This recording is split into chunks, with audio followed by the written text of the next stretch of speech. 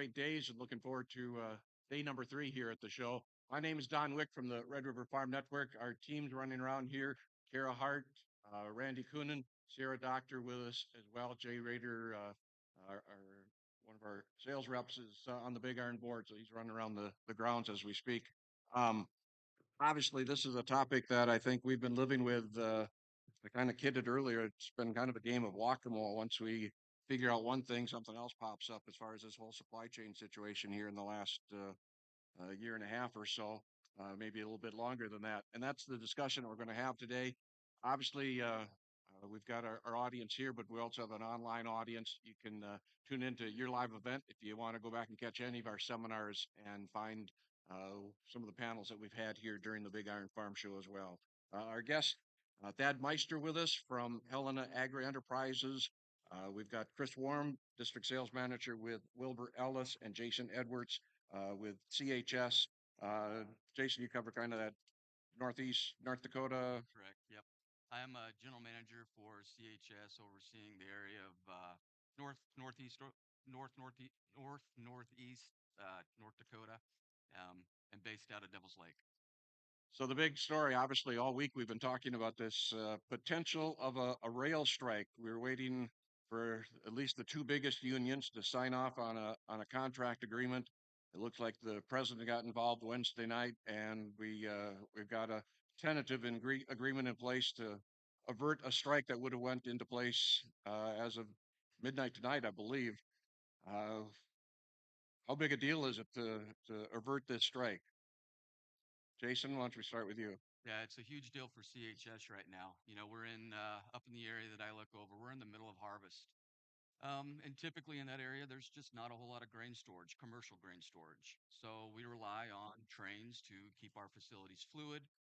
Um, in a matter of a day or two, if we lose that freight or those shuttles or destination efficiency trains do not show up, it's farm left in the field, or it's grain left in the field if those farmers don't have farm bins.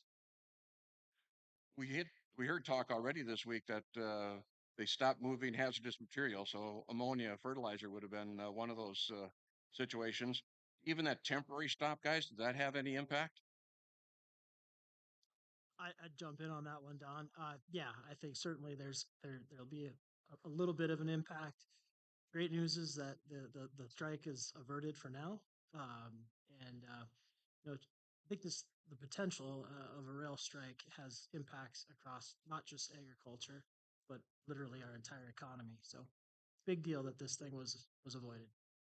What do you see then? I would agree. I mean, you mentioned the hazardous materials, the anhydrous is a huge thing. Manageable risk. We do that at several of our locations, but you know, obviously by railway is your quickest and most efficient way of moving products. So it's definitely a problem when it occurs, especially here. What could have happened today, tomorrow? You guys have any contingency plans? Not really. Well, maybe on the fertilizer side they did, but Yeah. I don't really deal in that side of the business, so I guess I really can't speak to that.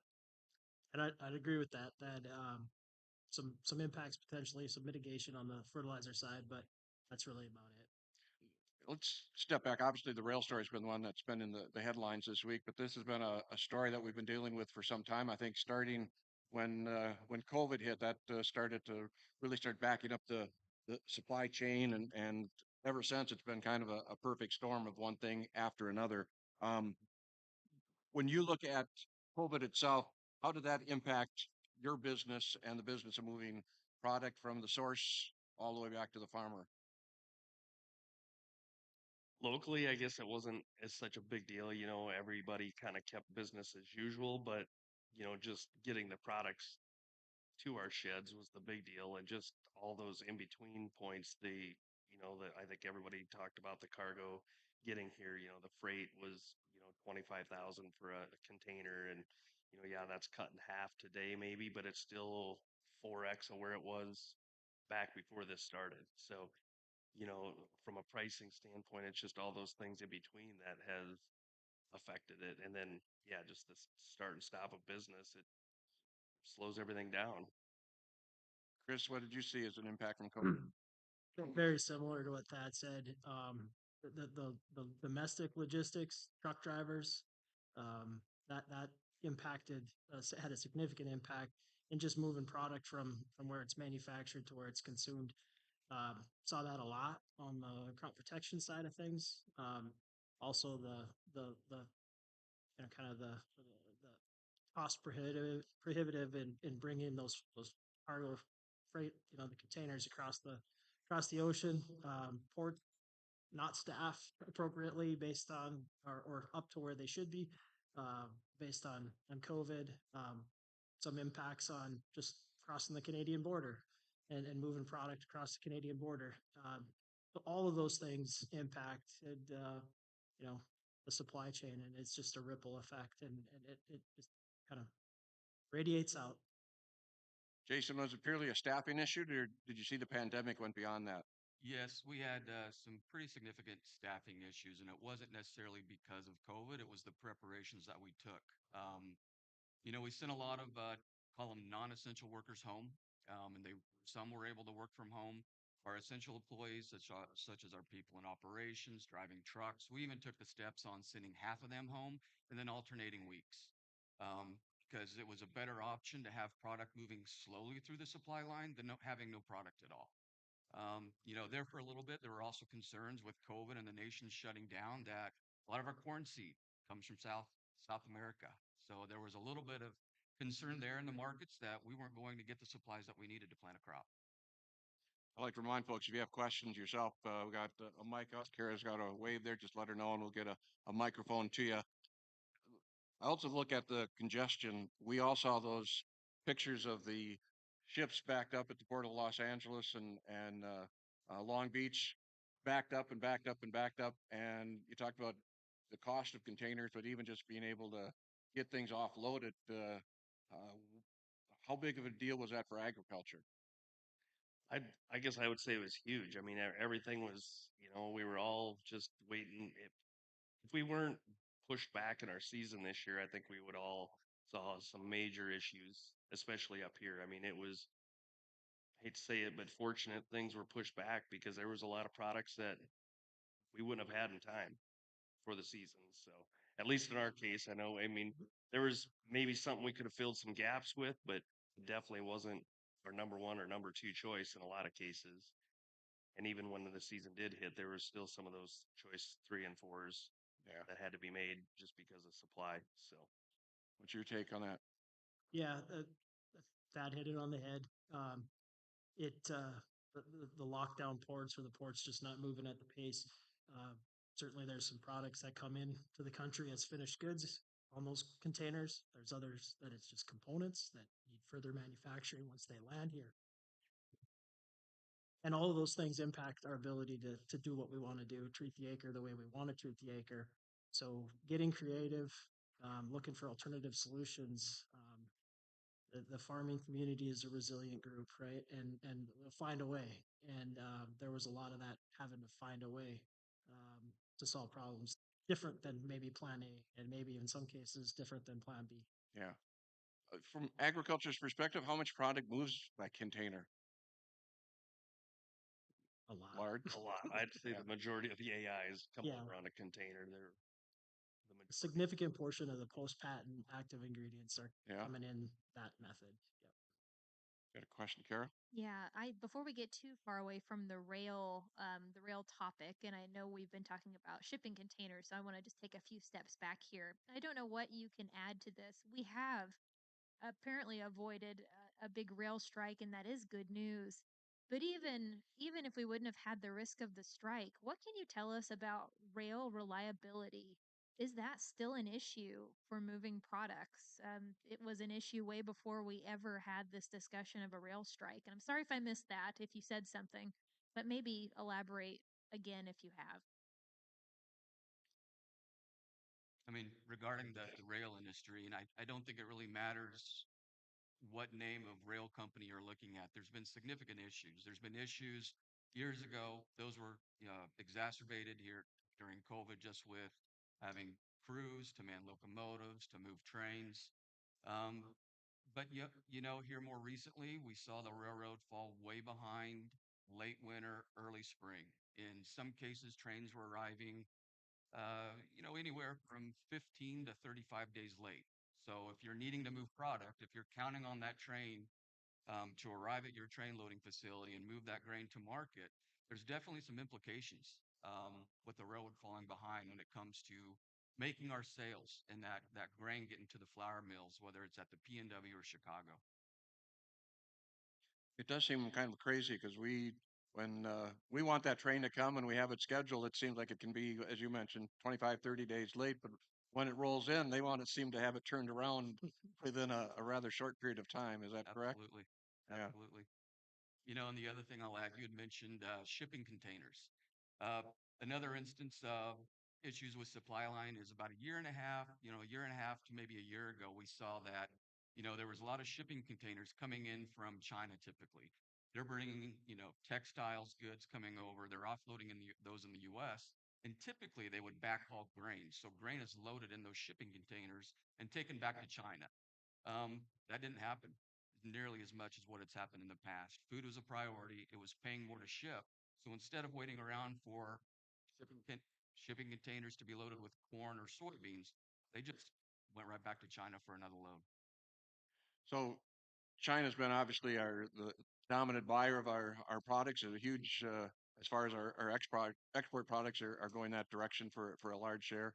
COVID had a big influence on their demand, softened it. We're seeing those COVID related shutdowns again. Is that some concern when we look at logistics moving forward, or is that on the radar at all? I guess it's still on the radar, I guess, but I think it's kind of cooled off. It sounds like it's gotten better over there as well. So like things have started to pick up. At least that's what I had gotten a call about, or made a call or with our one of our procurement people yesterday, and it felt like that was a little bit better than it had been in the past. That wasn't even didn't even get brought up in the conversation. So hopefully things are going moving in the right direction, I would say. We have had product shortages as well that we've dealt with. I look at this season in particular, glyphosate and glufosinate were the two big ones, but I think there were some other areas. Uh, how big a concern did you see with some of those product shortages and that chemistry side? I'll take But that, Don. yeah, go ahead. I feel like as we head into 2023, the information, the insight that we're pulling together, would suggest that it's probably going to get a little bit better. A major contributor to the glyphosate tightness in 2022 was a hurricane. Um, so obviously can't plan for those things. But that combined with just the trans-Pacific trade, and China maybe not producing quite as much material as they had previously, or shipping quite as much material due to things like trying to clean up their environment a bit for the Olympics that they had held. So just a whole bunch of factors stacked up to make that active quite challenging in 2022. I think that gets quite a bit better here in 2023. Glufosinate, um, I anticipate to be a bit better, but probably still not exactly where we would all like it to be from a availability perspective. So do we manufacture enough, say, Roundup glyphosate here in the U.S., but we still need to get the active ingredients from overseas, or is that Yep. the Yep. approach So, that we're dealing with? so yes. Yeah, the majority of those actives are made over there and then refined over here as an end result. I don't know. With us, I know a few companies you saw with some finished goods even delivered this year, just because they couldn't depend upon line time over here. I think that's become a major issue. Is yeah, we'll get active ingredients, but you can't get line time with anybody. So and I think a lot of that has to do with with the COVID or with just shortage of people in the labor side of it. So could we do the active ingredients if we had that labor situation they had addressed, or Not short term. I don't believe we're built to do that here yet. They've got the capacity to do that, and I don't think we're set up for it today to do not what we need total. hmm I'd agree with that completely. I think what we've seen in the last couple of years with certainly COVID highlighting a lot of things, or uncovering, exposing a lot of things, um, our supply chain that we count on to service the acres that need to be serviced is pretty delicate. It can take, one event, one occurrence can happen somewhere, and it doesn't have to be locally. That can send these waves through the industry and just far-reaching impacts. And again, back to how do you work through that? Certainly tightening up or being able to produce domestically a bit more of what we need would be, I think, a great solution, but that's not a short-term solution. That's something that takes some time and, quite honestly, significant investment from those that are considering doing that. So it's not something that just flip the switch and all of a sudden we're building it all here. right? I think as soon as the hint comes out that Roundup's going to be short or Liberty's going to be short, those kind of things, human nature is to make sure I've got mine. I want to make sure I've got that in my shed. Um, how do you balance that with the guy that so he doesn't hoard product because you want to make sure you have enough for everybody, but also take care of your best customers? What was the approach? I guess for the most part, I'll start off, I think we went back to the customers we had done business with, and took care of them first. And if there was upside to it, we went that route. Sought different ways to do an acre. I know in our geography on corn acres, we saw a lot of guys treat it as a conventional acre of higher rates of pre's and coming back with a post-emerge product that didn't involve Roundup or glufosinate. So I think that eased up the glyphosate acre or the glyphosate especially, and I think that one maybe recovered more than others did, and there was a little bit of inventory, and I think that was kind of what got us. He mentioned it, Chris did there, but also just our ending inventories have been so low historically on those two products specifically that we started off in a major deficit, and that kind of helped us get back on track a little bit. A lot of different mindset of how to treat those acres last year and getting rid of the glyphosate in that mix if you didn't need it. Wasn't that safety valve or whatever you want to call it? It almost got treated like atrazine. They took that out of there for this year and treated it with a higher rate of a post-emerge product. I guess is probably one of the biggest things I saw. I'd agree with all of that Thad just said. I think taking taking advantage of residuals or just conventional chemistries, and frankly, the economics of it, as the supply was tight, um, the and the demand was high. The economics were such that, um, you know, maybe what you'd call recreational spraying of glyphosate maybe wasn't what it used to be, right? Yeah. So, uh, and that's great agronomically as well, right? Just getting different modes of action on an acre, and it helps stretch the glyphosate that was available in the market this year. So Jason, what's that say to the importance of that relationship between the farmer and the retailer? Oh my gosh. Um, I don't think you can say enough. Especially CHS being being a cooperative and member owned. We've obviously got to take care of our owners, our farmers first. Um, the relationship with, whether it be your salesperson that you speak to, your agronomist or your agronomy manager is probably more important now. The communication is probably more important now than it ever has been. We are still going to be in a world where we have supply chain issues. Some things will come in earlier than others, but we've also been in, probably not on purpose, but we've also been in this just in time mode. And it's not something that we've planned to do. We like to have our plants full of chemical before we go into the spring season, and it just seems to work out. Last year with all of the complications that we saw, granted, people didn't get everything that they wanted, but essentially they got everything that they needed. Um, so it worked out pretty well, and I don't really see us having the same exact situations occur this year as what we've seen over the last 12, 18 months. I'd like to add just a bit to what Jason said there. I think planning, whether you're a farmer and you're planning with your crop consultant or the retailer, if you're a retailer and you're planning with your distributor, the earlier the planning that can happen, the odds of success, the odds of getting Right? It's everybody that's building products today. There's a nervousness of being long and getting long, and this thing has went up so fast. Is it going to come back? And So guys are really making any extra just isn't happening. I think they're gearing up, they're hitting a budget, and they're going to produce X amount of pounds or gallons, and that's where they're going to stop because that's all they have. And another thing is, even if there is upside, to go find line time in any of these manufacturing facilities is probably not going to happen in time to Yeah. do something. Got a question, Shane? Yeah, you talked a lot about China, and there's been a lot of recent tension politically with them regarding Taiwan. And I mean, there was some aid approved just yesterday, I believe, for some military aid to Taiwan. Do the suppliers you work with for ag products, do they pay attention to some of the political issues? Do the suppliers ignore those as far as products for farmers, or doesn't that have any effect? I'd try to answer that. They're very, very in tune with what's happened geopolitically.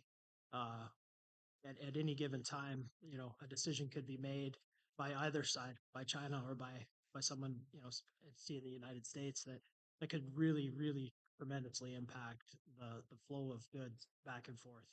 And yeah, so a number of suppliers they are very in tune and very engaged with what's happening geopolitically and certainly in China, but it extends beyond that. There's some real concerns in some other parts of the world that could have a tremendous impact on availability and supply of various pesticides. Our acre situation this last year was very dependent on weather because of such a late start. But would some of these product shortages have been a factor, or were they a factor in some of the crops that were planted in this footprint? My opinion, I don't think that Good that point. necessarily changed intentions. Now, um, it I don't think it necessarily changed a crop on an acre. It might have changed a trait platform on that acre. Yeah. If a grower was going to plant soybeans on that acre and he was going to use something that had was Liberty tolerant, struggling to find Liberty, maybe chose to go with a different trait platform. But I think if that acre was going to be soybeans, it's just my opinion and kind of conversations I've had. So I would agree. I would think that people, they looked at the traits that were there, and if they were, whether it was an extend acre or an enlist acre, at least they had a couple different options there. So at least, if they didn't have Roundup or they didn't have in Liberty, they had extend or they had Liberty. So, or With this just-in-time kind of mentality that we've gone through, again, I think I've started to see it in recent years before. But do you see like there's more fertilizer sheds being put in locally? Do you see more things logistically that are coming closer to the farmer because of some of the supply chain issues that we've had? Definitely. I think, I mean, there's been dry sheds built, in this area and others continually over the last few years. And I think you're going to continue to see that. 5 or 10, 15 years ago, most of these locations, agronomy centers, relied on transportation, relied on that train being there on the day that they asked for it. And you can operate with a relatively small amount of storage. But we're seeing these plants being built now that are in excess of, 30,000 tons in some instances, just because we can no longer rely on the railroad to have that product. So having more on hand is how we mitigate some unknowns with the supply chain.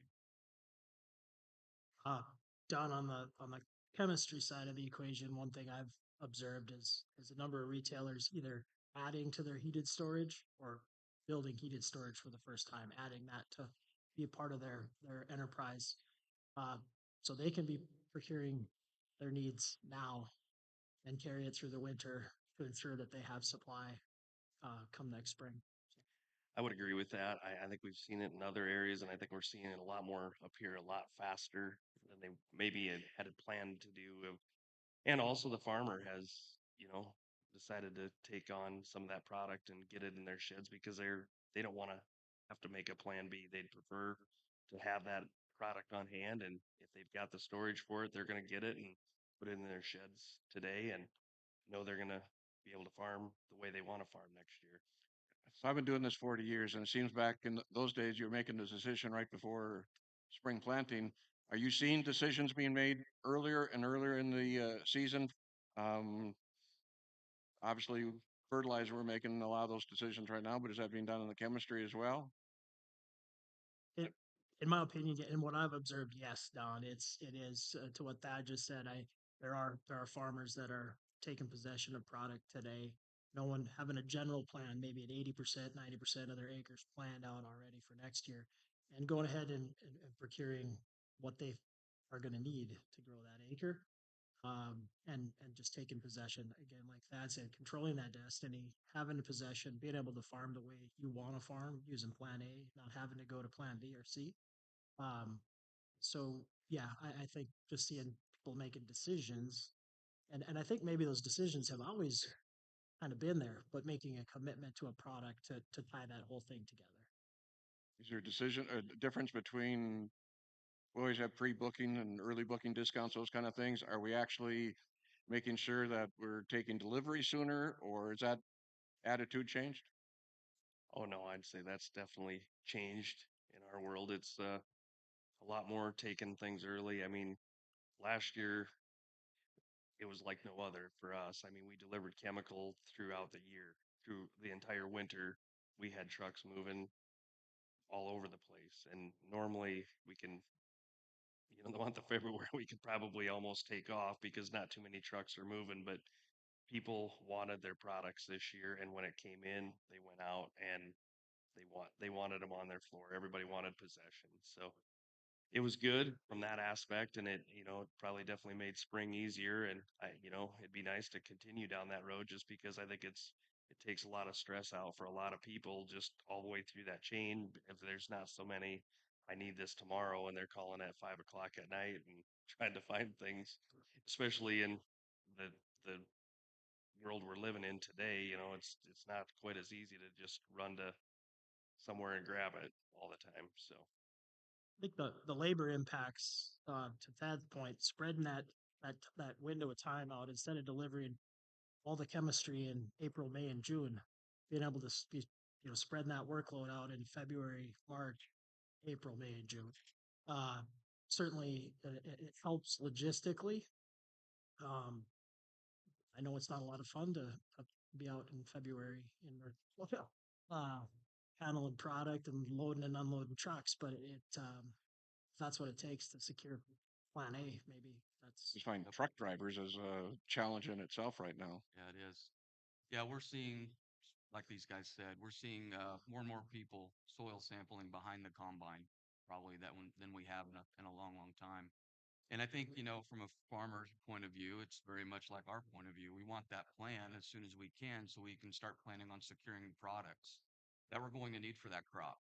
And I also want to mention we talked about communication between the farmer and that retailer.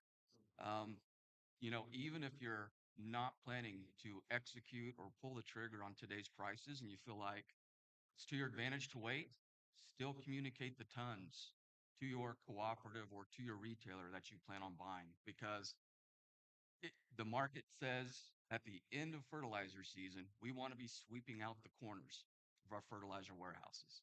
So if you don't speak for those tons, there could be a possibility that those tons may not be there when you ask for them.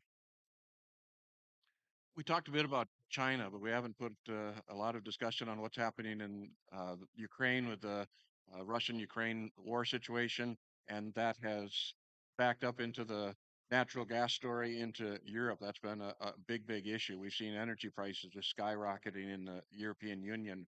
What impact do you see that having? Because obviously, natural gas is a big component of what we do in agriculture. Yeah, it's a big concern. Just energy prices in general are just going to add to costs as well, and possible shutdowns. It's just like you mentioned the whack-a-mole. It's just that next one is at the next thing that's going to affect our supply chain and with reading things in Russia being kind of pushed out by Ukraine, it almost makes you nervous that they could do something else just to flex their muscles and show how much they control things. And hopefully that's not the case, but it's definitely a concern. yeah. To just add on to that, some of the things I've been picking up in conversations and industry news.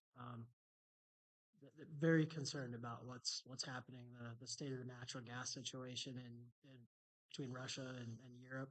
There's a tremendous amount of manufacturing, particularly from some of the big companies that we all are familiar with um, there in Europe that is uh, very dependent on Russian natural gas, not only for power but also for some components of the actual products that are being manufactured. So that that spigot gets turned off, it could have a huge impact on our supply chain. Even just slowed down. I'm guessing if your energy bill's gone 8, 10 times what it was before, your plant's probably not going to be running quite as fast and furious as it was before. Jason? Yeah, I totally agree.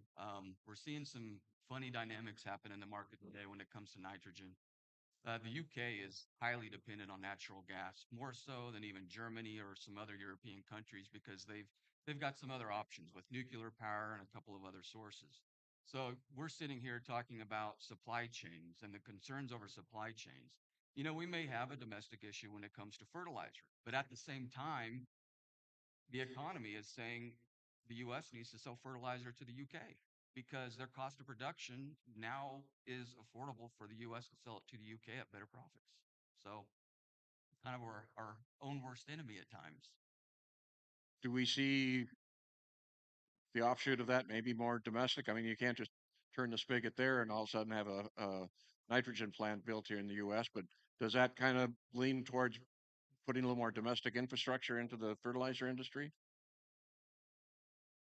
What's the investment to put something like that together, I guess? The investment is tremendous, obviously, but I just broad economy, not just again, not just agriculture. I think if the last couple of years have put a light on anything, it's just how uh, dependent we are on foreign supply chains, and it's literally across the economy. And you know, uh, are we at a point where the economics bring some of that stuff back stateside? Yeah, I guess I'd agree with that. I mean, it's, it's not something that happens quick either, right? So it's just, a lot of decisions have to be made. And if it starts swinging back the other way, everybody kind of loses that focus on that and kind of goes to the wayside, it seems like. So, Yeah, no doubt from a competition standpoint, we've seen fewer and fewer companies in the input side of the business. A lot of the majors have merged and such over years. Does that does that have an impact on us? Do you think on product availability when we look at kind of the change of the landscape that way? I guess I maybe a little bit, but it always seems like those products are sold to another company, and maybe it's not the major anymore, but when they're bought off, they're usually spun off to another company, and somebody takes that product over.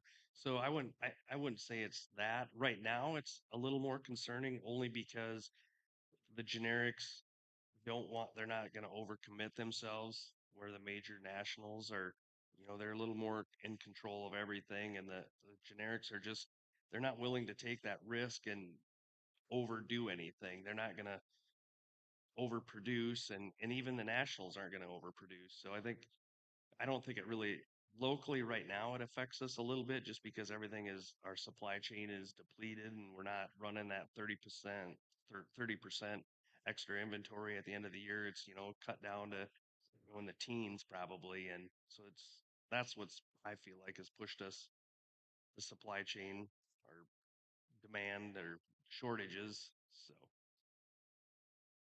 anything Nothing to add to that. I yeah. think he summed it up well. And I feel personally think that the consolidation across the manufacturers probably had done a lot to contribute to the supply chain challenges that we've experienced. Educate me. Are the generics and the majors produced in the same parts of the world, or I would say for the most part, I mean, the AIs are coming from the same areas typically, and production is in the US for the most part. Yep. uh, I also just kind of looking back in the rearview mirror. You mentioned the hurricane. I think that was in the beginning part of the COVID days as well. That hit the coast. Really had a significant impact as well. Mississippi River had some issues. I remember when a ship got stuck in the Panama Canal and we were scratching our head on what that meant. Uh, from a river system or an ocean shipping perspective, uh, how fragile is that system? What does that mean to us? Well, I think I think as we talked previously, Don, we've probably all seen the images of the boats bobbing on the Pacific outside of Port of Yeah, Los Angeles, Port of Long Beach. Um, it's I- it's it's all interconnected. I mean, we we we work in a global environment today, and yeah, so the impacts at far away places that we don't get to go and see every day, mhm. but that the impacts happen and they affect all of us locally here in North Dakota. I remember CHS. You couldn't employees were trying to see if their house was still in place rather than going to work some of those days Right. in those plants down in the coast. Right. Very true. A lot of those instances that you just brought up, it adds fear to a market and that fuels price appreciation. Did some of those instances prevent the supply from getting to the farm gate? In most cases, probably not, but it does build fear into that market and increases the risk, and people want to be paid for the risk they take. Um, to answer a question that you had a little bit ago, would we ever look at adding additional infrastructure for the production of fertilizer in the US? And I think we can say that if it was renewable fertilizer, let's face the facts, it probably would already be built. Very much like refineries. The last time a refinery was built in the US was in the late 70s. So there's a lot of politics involved in some of these plants, the EPA, et cetera. Everywhere we go, we see that job wanted sign out. I'm thinking all your ag retailers are in that same boat, trying to make sure they've got enough employees.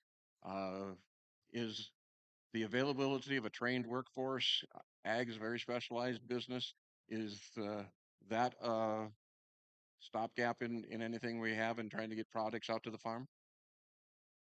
this year we were okay. I mean, it's always a challenge getting enough people, I guess, and we're always crunched for time. That's probably our biggest issue is we just can't hire employees for 3 or 4 months and send them down the road. So it's, we've been talking about having, doing things different so we can employ people year round rather than trying to have that just in time employee, basically like a chemistry. We can't depend upon always have finding somebody that is just looking for 3 or 4 months of work and then call Yeah. it a year. So on our side, at least on the wholesale side of the business for us. So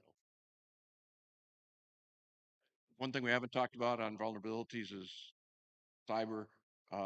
We've seen some of the major companies look at being shut down because of a hack or a cyber attack.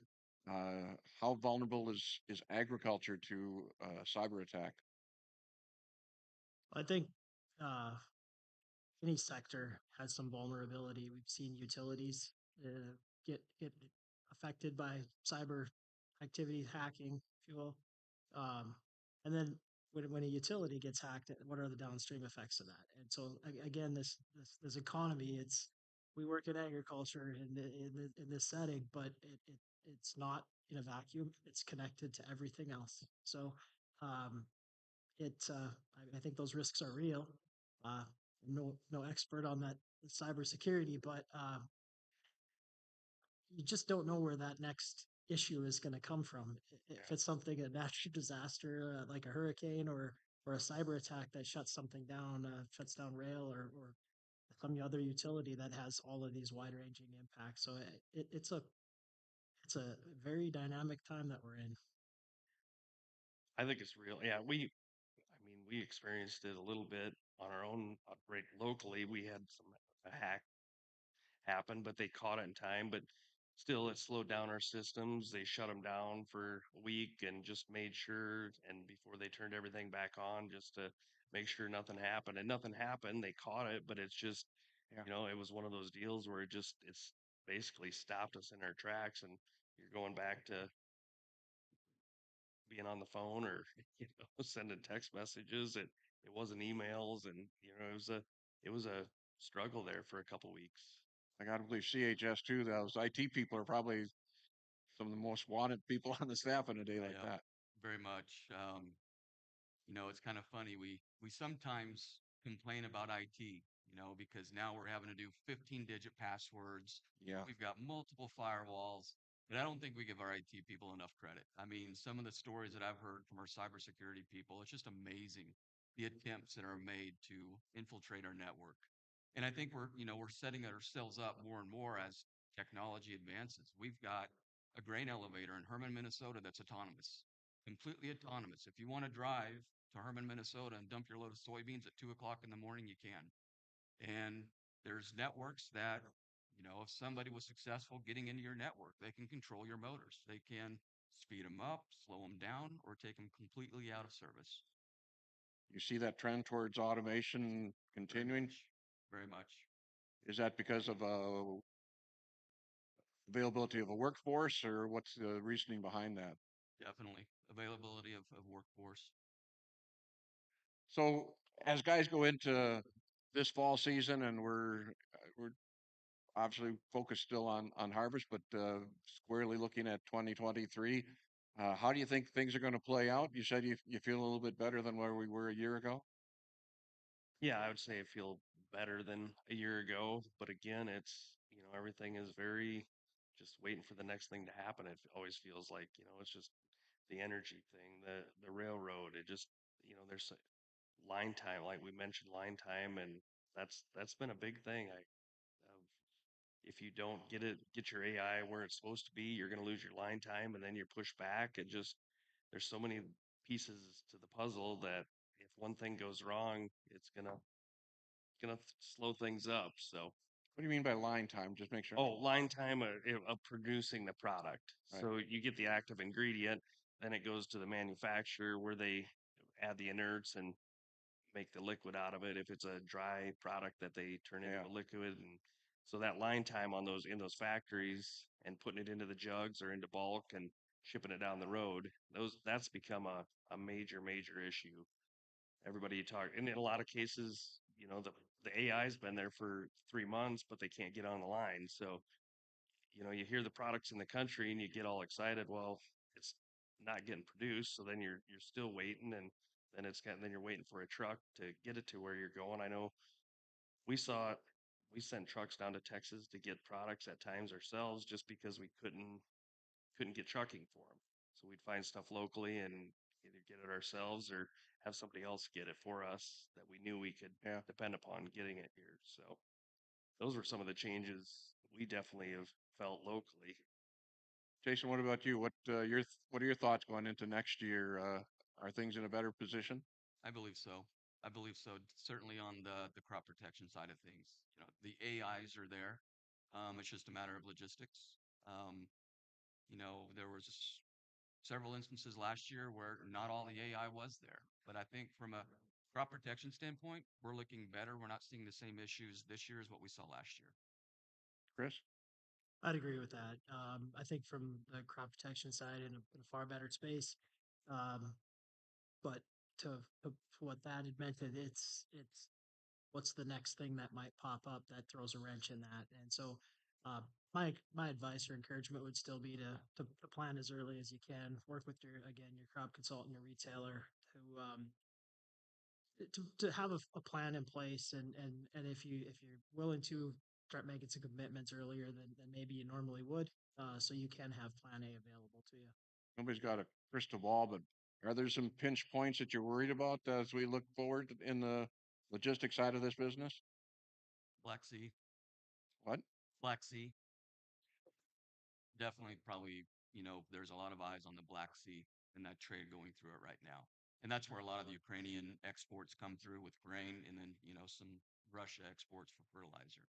There's been an agreement since July 22nd allowing the trade going through Black Sea between the UN, Turkey, Russia, um, and Ukraine, but we haven't seen a lot of traffic in that Black Sea yet. Um, People are still cautious. They're cautious about going into the Black Sea, and that might have to do with their banker saying, no, we don't want you to go. Could be some people in fear of violating sanctions. And it could be their insurance company saying, if you head to the Black Sea, you've got no insurance. So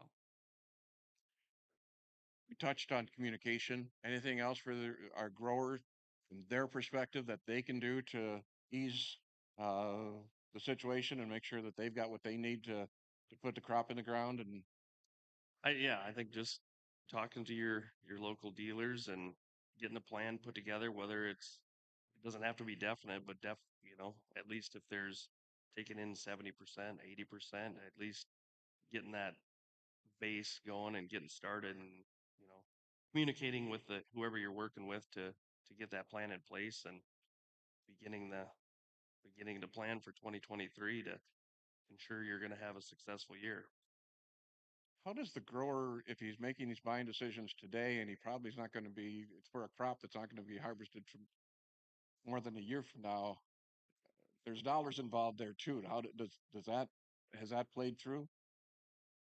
I guess I would definitely it has. I mean, with interest rates going up, it's definitely a concern, and that's just adding another piece to the puzzle again here of how much do you want to carry, and I think that's with a lot of companies right now. It's how much inventory, that this Hmm. just-in-time inventory is part of that reason, and it's probably going to be accentuated because of the interest rates that are creeping up. Nobody's going to want to sit on product for 9 months. They're less likely to want to sit. So Right. Any final thoughts, guys? What's the take-home message for folks as we look into next year and beyond? I final thoughts is just we've been through a couple of kind of tumultuous years from a supply chain perspective. Uh, Farming community, the ag community is a resilient group. Always find a way, right? And confident that we'll find a way in 2023. And I think it may be, at least on the crop protection side, just a little easier to find a plan A path in 2023 than maybe the last couple of years. Jason? Definitely consistent communication with your ag retailer. Um, probably wouldn't hurt to even be layering in some product or at least speaking or booking for some product right now. Dad? I would agree with both of them. I think that's the key, the planning piece and just, communication. Just those two things go a long ways in for the entire supply chain, just trying to get products to where they need to be when you need them. So We hope things work out a whole lot better as we go into the year ahead. And we have maybe a plan A, plan B, and a plan C, and be prepared to move forward. Again, we appreciate the conversation here today. Thad Meister with us from Helena Agri Enterprises, Chris Warm with Wilbur Ellis, and Jason Edwards with CHS. Please show your appreciation for their thoughts here today. Yeah. Thanks, everybody. thank you. And again, just a reminder, you can find this and all of our seminars online at yourliveevent.com. We'll have links on the Red River Farm Network website as well. We've got a session coming up in just a couple minutes with the crew from Ag Country Farm Credit Services. Rob Froning will be leading that discussion on really what's happening with that crop that's out there. And Growers are quickly realizing traditional fertilizers are coming up short. Beyond a single form of sulfur, Microessentials with Fusion technology delivers sulfate and elemental sulfur for season-long availability. Early in the growing season, sulfate sulfur provides young plants the nutrition needed for optimal growth. But plants dependent on sulfate sulfur alone are left vulnerable to the yield-robbing impact of leaching. But Microessentials is very different. Over time, microbes in the soil more efficiently convert the elemental sulfur into sulfate, continuously supplying the crop throughout the entire season and beyond. Only Microessentials with Fusion technology delivers season-long sulfur for steady nutrition throughout the growing cycle, resulting in higher yields and higher profitability.